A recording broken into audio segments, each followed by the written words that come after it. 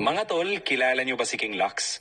Isa siya sa mga YouTuber na hindi lang basta gumagawa ng content, kundi tumutulong talaga sa kapwa. Nagsimula siya bilang simpleng content creator, pero unti-unti siyang nakilala dahil sa kanyang mga video na tumutulong sa mga nangangailangan, lalo na sa mga drivers at ordinaryong tao sa lansangan. Isa sa pinakatumatak sa lahat ay nung nagbigay siya ng kalabaw sa isang taong hirap na hirap sa buhay. Hindi lang yon simpleng tulong, kundi isang pagbabago ng buhay. Dahil sa ganitong klaseng content, mas lalo siyang minahal ng mga tao at tuloy-tuloy ang paglaki ng kanyang channel. Pero sa kabila ng tagumpay, hindi naging madali ang lahat. Dumaan siya sa isang matinding pagsubok, isang aksidente na halos nagpahinto sa kanyang ginagawa.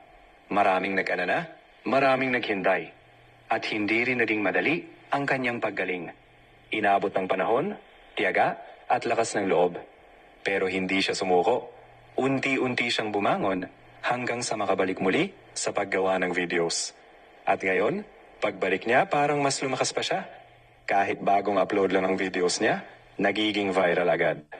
Dahil hindi lang content ang dala niya, kundi inspirasyon. Patunay na kahit anong pagsubok ang dumating, kung may puso ka sa ginagawa mo at tunay kang tumutulong, hindi ka mawawala sa taas. Si King Lux, hindi lang basta YouTuber, isa siyang inspirasyon.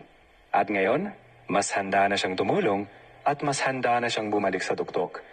Ikaw, anong masasabi mo sa kwento niya? Comment mo sa baba at huwag kalimutang mag-like, subscribe at i-share ang video.